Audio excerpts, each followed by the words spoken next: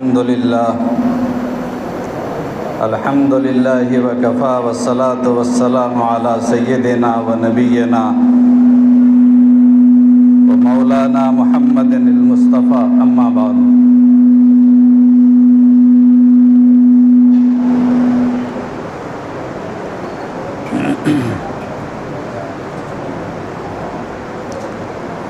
أعوذ بالله من الشيطان الرجيم بسم الله الرحمن الرحيم ومن أحسن قولا ممن دعا إلى الله صدق اللہ العظیم۔ حضرت مہمان محترم حضرت مولانا ڈاکٹر عبداللہ جولم عمری مدنی، ناظم جامعہ دارالسلام عمر آباد تمل ناڈو، اور حضرت مولانا مفتی احسان اللہ صاحب بیر بھوم بنگال، اور ہمارے جملہ وفاق العلماء کے ذمہ داران اور وفاق کی دعوت پر اور ہماری دعوت پر تشریف لائے ہوئے احباب اور طلباء اور اساتذہ، میرے لیے بڑی مسرت کا موقع ہے کہ دعوت کے عنوان سے اور دعوت نہ دینے کے نتیجے میں جو ارتداد پیدا ہوتا ہے، اس ارتداد کے تحفظ کے لیے اس نسبت سے آج کا یہ پروگرام منعقد ہوا۔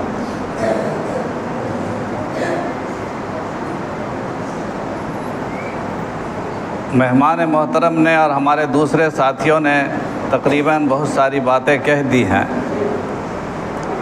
میں چند باتیں عرض کر کے انشاءاللہ دعا ہوگی، پھر نماز ہم لوگ پڑھیں گے، اس لیے یکسوئی کے ساتھ چند منٹ ہی کم سے کم توجہ کے ساتھ سنیے۔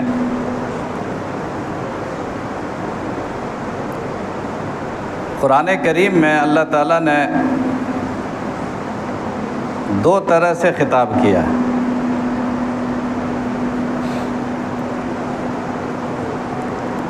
بے شمار جگہوں پر اللہ تعالیٰ نے کہا ہے، مسلمانوں کو مخاطب کیا ہے، یا ایھا الذین آمنو، اے ایمان والو۔ قرآن نے اللہ تعالیٰ نے ایمان والوں کو مخاطب کیا، یا ایھا الذین آمنو، اے ایمان والو، یہ کرنا ہے، یہ کرنا ہے، یہ کرنا ہے، اجتنبوا کثیرا من الظن ان بعض الظن اثم، اے ایمان والو یہ کرو، یہ کرو، بدگمانیوں سے بچو اور ایمان کو مضبوط کرو، تقوی کو اختیار کرو، وغیرہ وغیرہ۔ اور قرآن کریم نے ایک دوسرا انداز تخاطب ہے عام انسانوں کو، یا ایھا الناس، اے انسانوں، یا بنی آدم، اے آدم کی اولاد۔ دونوں طرح کا تخاطب قرآن میں موجود ہے، اور قرآن ہماری کتاب ہے اور کامل کتاب ہے، ہمارا یقین ہے۔ ہم نے قرآن کریم کے صرف ایک پہلو کو لیا ہوا ہے، یا ایھا الذین آمنو، اے ایمان والو، ہم سب وہی بتاتے ہیں نا اپنے لوگوں کو۔ قرآن کریم نے ایمان والوں کو بھی مخاطب کر کے چند چیزیں بتائی ہیں، اور قرآن کریم نے انسانیت کو مخاطب کر کے بھی چند چیزیں بتائی ہیں۔ ہماری جتنی مجلسیں ہیں، جتنے مدرسے اور مکاتب ہیں، کوششیں ہیں، تحریکات ہیں، ان کا رخ کس طرف ہے؟ مسلمانوں کی طرف ہے۔ یعنی یا ایھا الذین آمنو سے قرآن نے جو پیغام دیا ہے ان مسلمانوں کو، ایمان والوں کو، اللہ والوں کو، رسول اللہ صلی اللہ علیہ وسلم کا کلمہ پڑھنے والوں کو، وہ ہم سنا رہے ہیں۔ لیکن قرآن کریم کا ایک بڑا حصہ جو مکہ معظمہ میں نازل ہوا تھا، جس کو مکی صورت ہم بولتے ہیں، مکی صورتیں، مکی آیتیں، ایک بڑا حصہ قرآن کریم کا اللہ تعالیٰ نے مکہ معظمہ میں نازل فرمایا تھا، جس میں اللہ نے مسلمانوں کو مخاطب کرنے کے بجائے انسانوں کو مخاطب کیا تھا۔ یا ایھا الناس، یا اہل الکتاب تعالوا الی کلمۃ سواء بیننا و بینکم، اے اہل کتاب، اے یہود و نصارہ کی جماعت، آؤ ایسے پلیٹ فارم پر جس کو ہم اور تم دونوں مانتے ہیں۔ جھگڑا کر کے اور نفرت پھیلا کر کے دنیا میں نہ تم جی سکو گے نہ ہم جی سکیں گے، نہ تم امن سے رہ سکو گے نہ ہم امن سے رہ سکیں گے، نہ تم اپنا کام کر سکو گے نہ ہم اپنا کام کر سکیں گے، نہ یہ ملک ترقی کرے گا نہ تم ترقی کرو گے۔ اگر ہمیں اس دنیا کے نظام کو چلانا ہے، تعالوا الی کلمۃ سواء بیننا و بینکم، ہم دونوں کے درمیان اختلاف کی مقدار کم ہے، اتفاقات زیادہ ہیں، اس پہ جمع ہو جاؤ۔ یہ ہمارے فرقوں کو بھی کہا جا رہا، جتنے بھی مسلمانوں میں بھی بہت سارے ہماری جماعتیں ہیں، سب کو سوچنا چاہیے کہ یہ وقت جماعت کے اختلافات میں الجھنے کا نہیں ہے۔ تعالوا الی کلمۃ سواء بیننا و بینکم، آؤ ایک نقطے پر، ایک پلیٹ فارم پہ جمع ہو جاؤ، خاندانوں کے اختلافات کو اور محلے اور گاؤں کے اختلافات کو اور رنگ اور نسل کے اختلافات کو مٹاؤ، ایسی قدروں پر ہمارا اتفاق ہو اور ایسے مسائل پر ہم جو مشترک ہیں ہمارے تمہارے درمیان، اس پر اتفاق کریں اور کام کریں۔ ایک بات مجھے یہ کہنی تھی کہ ہمیں قرآن کریم کے اس بڑے حصے کو جس کو اللہ تعالیٰ نے قرآن میں اتارا ہے، قرآن کا حصہ ہے وہ، مکہ معظمہ 13 سال کی مدت ہے، مدینہ کی مدت کتنی ہے؟ مدینہ کی مدت کتنی ہے؟ 10 سال۔ 13 سال کی مدت بڑی ہے کہ 10 سال کی مدت بڑی ہے؟ 13 سال کی مدت میں قرآن کریم نے جو پیغام دیا ہے وہ ساری انسانیت کو پیغام ہے، وہ ایسی باتیں ہیں جس میں ہر انسان کو اس کی ضرورت ہے۔ یا بنی آدم خذوا زینتکم عند کل مسجد کلوا واشربوا ولا تسرفوا ان اللہ لا يحب المسرفین۔ اے انسانوں کی اولاد، اے انسانیت سے تعلق رکھنے والے لوگوں، ہر اچھا کپڑا پہنو، زینت اختیار کرو، صفائی ستھرائی اختیار کرو، کس کو ضرورت نہیں؟ کھاؤ اور پیو، کس کو ضرورت نہیں؟ ہر انسان کو ضرورت ہے کھانے اور پینے کی۔ صرف اس کا خیال رکھو کہ اسراف نہ کرو، زیادتی مت کرو، فضول خرچی مت کرو۔ اگر کھانے پینے میں فضول خرچی کرو گے، زینت میں فضول خرچی کرو گے، تم کنگال ہو جاؤ گے، تمہارے بال بچے بھوکے مریں گے۔ یہ تعلیم صرف مسلمانوں کے لیے ہے کہ ساری انسانیت کو ضرورت ہے اس کی؟ اسی میں آگے اور بھی ہے کہ اللہ تزر وازرۃ وزر اخری، کسی کا بوجھ کوئی دوسرا نہیں اٹھائے گا، اگر جرم ایک نے کیا ہے دوسرے کو پکڑا نہیں جائے گا۔ یہ ضرورت سب کو ہے کہ صرف مسلمانوں کو اس کی ضرورت ہے؟ قرآن کریم نے اس طرح کی بے شمار تعلیمات دی ہے۔ یا ایھا الناس انا خلقناکم من ذکر و انثی وجعلناکم شعوبا وقبائل لتعارفوا، اے انسانوں، ہم نے تم سب کو ایک مرد اور ایک عورت سے پیدا کیا ہے، تم سب کے ماں اور باپ ایک ہیں۔ ہم نے جو خاندانوں کا اختلاف اور قبیلوں کا اختلاف جو پیدا کیا وہ صرف پہچان ہے تمہاری کہ یہ فلاں قبیلے کا آدمی ہے، یہ فلاں قبیلے کا آدمی، فلاں خاندان کا آدمی ہے۔ یہ فضیلت کی بنیاد نہیں ہے، یہ امتیاز کی بنیاد نہیں ہے۔ امتیاز کی بنیاد تو تقویٰ ہے۔ تقویٰ سے مراد یہ ہے کہ ایسی زندگی جو آئیڈیل زندگی ہو، جو انسانیت کے مطابق ہو۔ سب کو ضرورت ہے۔ یہ وحدت انسانیت کی تعلیم اور وحدت ربوبیت کی تعلیم، وحدت الوہیت کی تعلیم، اللہ کو ایک ماننے کی تعلیم، شرک سے بچنے کی تعلیم، یہ ساری انسانیت کو ضرورت ہے۔ قرآن کریم کے اتنے بڑے حصے کو ہم نے چھوڑ رکھا ہے۔ یا ایھا الناس کے جو مخاطب ہیں ان تک ہمیں پیغام پہنچانا ہماری ذمہ داری ہے کہ نہیں؟ آپ بتائیے۔ یہ قرآن کریم کی یہ صورتیں منسوخ ہو چکی ہیں۔ قرآن کریم کی ان صورتوں کے مخاطب ہم نہیں ہیں، ہمیں وہ کام نہیں کرنا چاہیے۔ کیا کوئی نیا نبی یا کوئی نیا پیغمبر دنیا میں آنے والا ہے؟ کوئی نیا پیغمبر آئے گا؟ کوئی پیغمبر آنے والا نہیں۔ قرآن کریم نے اعلان کر دیا کوئی پیغمبر آنے والا نہیں ہے۔ اللہ کے نبی صلی اللہ علیہ وسلم کے بعد جتنے بھی پیغمبروں کا جن لوگوں نے دعویٰ کیا وہ سب کذاب اور جھوٹے ہیں۔ اور نبی کریم صلی اللہ علیہ وسلم نے جو ہدایات دی ہیں، جو تلقینات فرمائی ہے، ان تلقینات و اصولوں کے خلاف جو انسان چاہے اپنے مہدی ہونے کا دعویٰ کرے، چاہے اپنے مسیح موعود ہونے کا دعویٰ کرے، وہ کذاب ہے، جھوٹا ہے۔ اب صرف دنیا میں سکہ رائج الوقت قرآن کریم ہے اور حدیث پاک ہے۔ اس کے معیار پر ہمیں پرکھنا ہے اور دیکھنا ہے۔ یہ شکیلیت کا فتنہ بھی ہمارے لیے اسی بنیاد پر اس کے ساتھ ہم نے شامل کیا، چونکہ ہم نے دعوت کو چھوڑا، دوسروں کو ہم اپنے طرف قریب لانے کو ہم نے چھوڑا، نتیجہ ہوا کہ ہمارے ہی لوگ دوسری طرف چلے جا رہے ہیں، مرتد ہو رہے ہیں۔ حالانکہ اللہ کا کچھ بگڑے گا نہیں، اللہ کا کچھ بگڑے گا نہیں، اللہ تعالیٰ دوسری جماعت کو لے آئے گا۔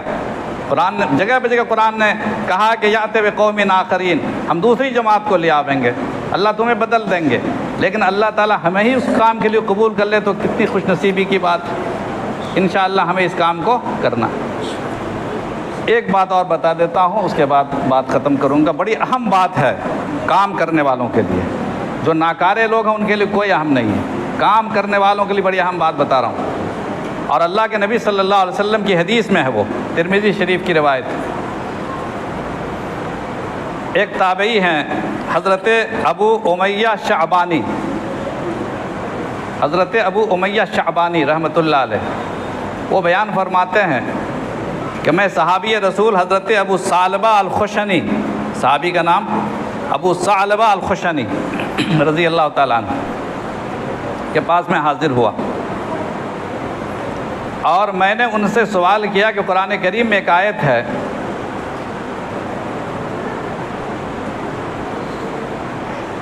کہ یا ایھا الذین آمنوا، مسلمانوں کو مخاطب کی، یا ایھا الذین آمنوا علیکم انفسکم،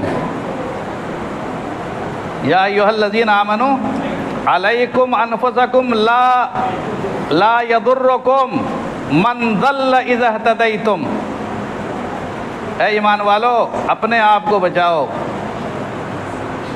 اپنی فکر کرو، دوسرا گمراہ ہو رہا تمہیں فرق نہیں پڑے گا، تمہیں نقصان نہیں ہوگا۔ قرآن کریم کی آیت، ہم لوگ سب اسی پر عمل کر رہے ہیں۔ دوسرا جہنم میں جائے ہمیں نقصان نہیں، دوسرے کا گھر جل جائے پرواہ نہیں، دوسرا مقدمہ میں پھنسا ہوا پرواہ نہیں، دوسرا دین سے محروم ہے پرواہ نہیں، بیوی نماز نہیں پڑھتی پرواہ نہیں، جہنم میں جلے، بچہ نماز نہیں پڑھتا ہے، بچہ حرام کما کے لا کے جمع کر رہا پرواہ نہیں۔ ہمارا ذہن یہی ہے کہ وہ قرآن کریم میں لکھا ہوا یا ایھا الذین آمنو، اے ایمان والو، علیکم انفسکم، اپنی فکر کرو، لا یضرکم من ضل اذا اہتدیتم، اگر تم ہدایت پر قائم ہو تو دوسرا کا گمراہ ہونے سے تمہیں کوئی فرق نہیں پڑے گا، تمہارا نقصان نہیں ہوگا۔ یہ بڑی حساس آیت ہے، سنسیٹیو آیت ہے، اس دور کے لحاظ سے خاص طور سے میں آپ سے بیان کرنا چاہتا ہوں۔ میں اپنے آپ کو پہلا مخاطب سمجھتا ہوں۔ یہ سوال کون کر رہے ہیں؟ ایک تابعی کر رہے ہیں صحابی رسول سے، حضرت ابو ثعلبہ الخشنی رضی اللہ تعالیٰ عنہ سے پوچھا انہوں نے کہ اے اللہ کے رسول کے صحابی، آپ اس آیت کے بارے میں کیا کہتے ہیں؟ یہ آیت تو کہتی ہے کہ اپنی فکر کرو، دوسروں کو کہنے کی ضرورت ہی نہیں ہے، دوسروں کو نہیں بھی کریں گے تو ہمارا کوئی نقصان ہی نہیں ہے، تو ہم کیوں خواہ دوسروں کی خاطر در در کی ٹھوکریں کھائیں، ادھر ادھر کے تانے سنیں اور ہزاروں الزامات اور تہمتیں اپنے سر پر لیں، کیا ضرورت ہے؟ تو حضرت ابو ثعلبہ الخشنی رضی اللہ تعالیٰ عنہ نے فرمایا کہ جو سوال تم نے عزیز مجھ سے کیا ہے، یہ سوال خود میں نے خیبر کے دن اللہ کے رسول صلی اللہ علیہ وسلم سے کیا تھا۔ میں نے صحابہ آیتوں پہ غور کرتے تھے، سمجھتے تھے، سوچتے تھے۔ خیبر کے دن میں نے اللہ کے نبی صلی اللہ علیہ وسلم سے اس آیت کے بارے میں پوچھا تھا کہ اللہ کے رسول صلی اللہ علیہ وسلم، یہ آیت تو کہتی ہے کہ تم اپنی فکر کرو، دوسروں کی گمراہی سے تمہیں کوئی فرق نہیں پڑے گا۔ تو اللہ کے نبی صلی اللہ علیہ وسلم نے ارشاد فرمایا کہ نہیں، بل ائتمروا بالمعروف وتناہوا عن المنکر، سب مل کر ایک دوسرے کے تعاون کے ساتھ پوری امت مسلمہ مل کر کے معروف کو پھیلائے، نیکیوں کو پھیلائے، اور سب لوگ مل کر کے آپس میں ایک دوسرے کے تعاون سے برائیوں کو روکیں۔ یہ ذمہ داری تمہاری ابھی قائم ہے، ابھی وہ تو وقت نہیں آیا ہے، یہ ذمہ داری تمہاری قائم ہے۔ معروفات کو پھیلانا، نیکیوں کی دعوت دینا، اچھی باتوں کی تلقین کرنا، یہ تمہاری ذمہ داری ہے۔ معاشرے میں کوئی گندی چیز ہے، گندی وبا ہے، کوئی لعنت پھیلی ہوئی ہے، تو جس طرح بیماریوں سے تم بچتے ہو، جسمانی بیماریوں سے بچنے کے لیے تم کوششیں کرتے ہو، اس میں بھی تم کوشش کرو۔ ہاں، جب وہ وقت آ جائے گا، ایک وقت آئے گا حساس اور خطرناک وقت، حتی اذا رأیت شحا مطاعا وہوا متبعا ودنیا مؤثرة واعجاب كل ذی رأی برأیہ، 4 چیزیں حضور نے فرمائی۔ ایک وقت آئے گا کہ انسان لالچ کی پیروی کرے گا۔ لالچ تو ہر انسان کے دل میں ہے، لیکن لالچ کے پیچھے نہیں چلتا، لالچ کو دباتا ہے کہ کوئی مجھے لالچی نہ کہے۔ ایک وقت آئے گا کہ لالچ کے پیچھے لوگ چلیں گے، یہ آفر آئے گا، ایسا کرو گے تو اتنا بڑے کروڑپتی ہو جاؤ گے، ایسا کرو گے تو ایسے ہو جاؤ گا، حتیٰ اور ہر انسان کے دل میں جو لالچ ہے اس لالچ کی باقاعدہ دعوت دی جائے گی۔ حتیٰ اذا رأیت شحا مطاعا وہوا متبعا، جو ہوائے نفس ہے، جو انسان کے اندر کی چھپی ہوئی خباثت ہے، اس خباثت کی اتباع کی جائے گی، لوگ پیروی کریں گے کہ فلاں صاحب ایسے ہیں تو ہم بھی ویسا کریں گے۔ حتیٰ اذا رأیت ہوا متبعا والدنیا موسرۃ، دین پیچھے چلا جائے گا، دنیا آگے ہو جائے گی، وہ وقت آ جائے گا۔ اور فرمایا اللہ کے نبی صلی اللہ علیہ وسلم نے کہ وَإِعْجَابَ كُلِّ ذِي رَأْيٍ بِرَأْيِهِ، ہر انسان اپنی رائے اس طرح دے گا جیسے کہ یہ آخری رائے ہے، یہ آخری بات ہے، بس میری بات جو ہوگی بس وہی سچی بات ہے، میرے منہ سے جو نکلے وہی صداقت ہے، ہمارے منہ سے جو نکلے وہی صداقت ہے، وہی سچائی ہے، جو ہم نے رائے دے دی بس وہی اچھی رائے ہے، اس رائے کے خلاف دوسرے کی رائے سننا ہمیں منظور نہیں۔ ہو رہا کہ نہیں ہو رہا آج کل؟ ارے ہو رہا ہے نا، چاہے آپ دنیا مسجد میں آپ بیٹھ کے میٹنگ کر رہے ہو، جب پنچایت میں ہو، چاہے معاشرے میں ہو، چاہے گھر میں ہو، اگر چھوٹا بچہ بھی اگر آپ سے کوئی بات کہے گا آپ کی رائے کے خلاف، آپ اس کو باغی سمجھتے ہیں، یہ مخالف ہے۔ اصلاح کے لیے بھی کوئی بات کہی جائے تو کہیے گا آپ مخالف ہے۔ یہ ہے ہر انسان اپنی رائے کو اچھا سمجھے گا، دوسرے کی رائے کی کوئی عظمت نہیں ہوگی۔ تو اللہ کے نبی صلی اللہ علیہ وسلم نے فرمایا کہ وہ وقت ہوگا وَعَلَيْكَ بِخَاصَّةِ نَفْسِكَ، یہ وقت ہے جب تم اپنے آپ کی خاص طور پر حفاظت کرو، وَدَعِ الْعَوَامِ، عام لوگوں کو چھوڑ دو،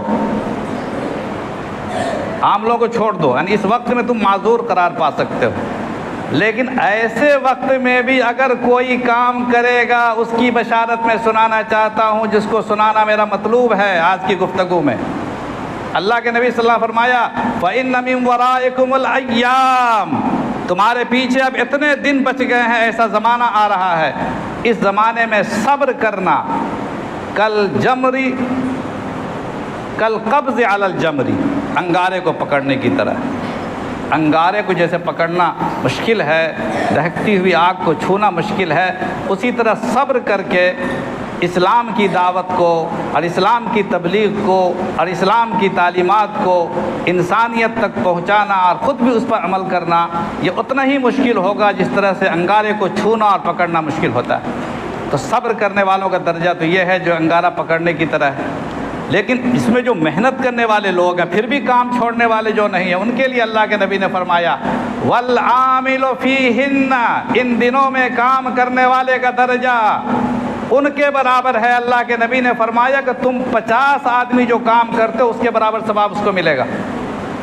50 آدمی، صحابہ نے پوچھا، عبداللہ بن مبارک کی روایت ہے، فرماتے ہیں صحابہ نے پوچھا یا رسول اللہ 50 آدمی کون سے؟ 50 آدمی کون سے؟ اس زمانے کے 50 آدمی کے نیک لوگ یا ہمارے دور کے 50 آدمی؟ اللہ کے نبی صلی اللہ علیہ وسلم فرمایا کہ آج کے دور کے، یعنی میرے صحابہ جو 50 ہیں، 50 صحابہ کی نیکیوں کے برابر ثواب اس ایک آدمی کو ملے گا۔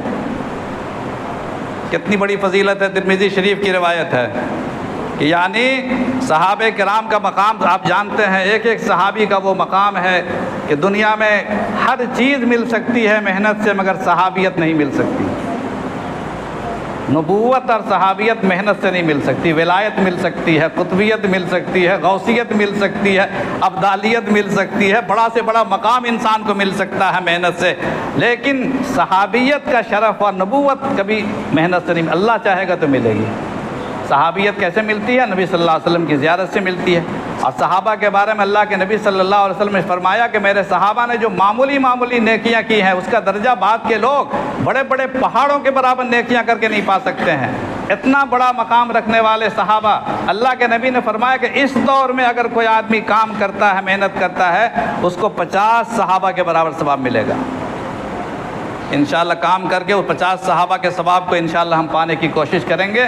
ہم مبارکباد دیتے ہیں ان لوگوں کو جو لوگ کہ چاہے فتنہ شکیلیت کے خلاف کام کر رہے ہیں، جو لوگ اسلام کی دعوت مثبت انداز میں دے رہے ہیں، نفرت سے بچتے ہوئے، نفرت کے ماحول سے بچتے ہوئے، اپنے آپ کو فتنے سے بچاتے ہوئے جو لوگ یہ کام کر رہے ہیں اللہ تعالیٰ ان کو اس کا مصداق بنائے گا۔ اللہ تعالیٰ ہم سب کو کہنے سے زیادہ اور سننے سے زیادہ عمل کی توفیق نصیب فرمائے۔ وآخر دعوانا الحمد للہ رب العالمین۔